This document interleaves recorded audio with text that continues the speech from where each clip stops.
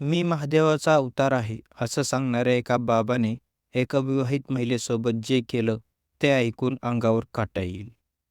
पुण्यात एक साधी विवाहित महिला आपल्या आयुष्यातील काही वैयक्तिक समस्यामुळे त्रस्त होती.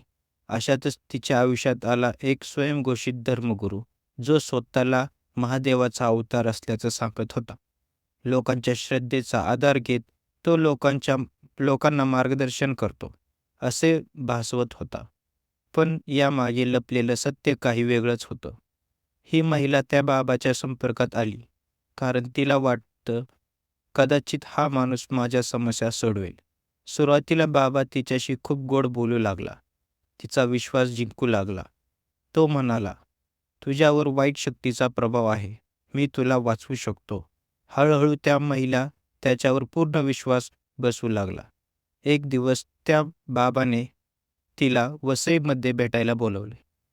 तो म्हणाला, ही एक खास पूजा आहे, ज्यामुळे तुझं आयुष्य पूर्ण बदलून जाईल. महिला त्याच्या शब्दावर विश्वास ठेवून त्या ठिकाणी गेली.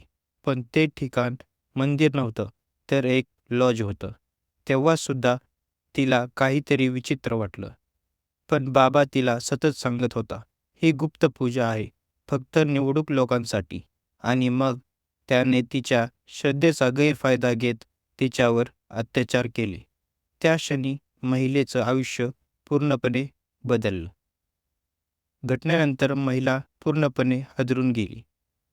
तिला समजलं की ज्याला ती देव मानत होती, तो प्रत्यक्षात एक भोंदू आणि गुन्हेगार होता.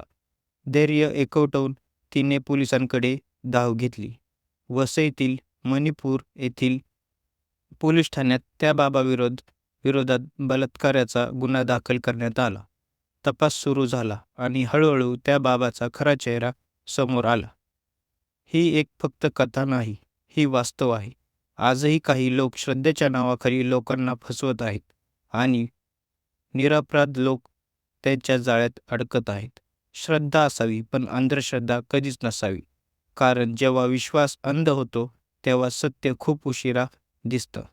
मित्रांनो, अशा ढोंगी बाबांना कोणत्या प्रकारची शिक्षा मिळाली पाहिजे हे कमेंट करून नक्की सांगा.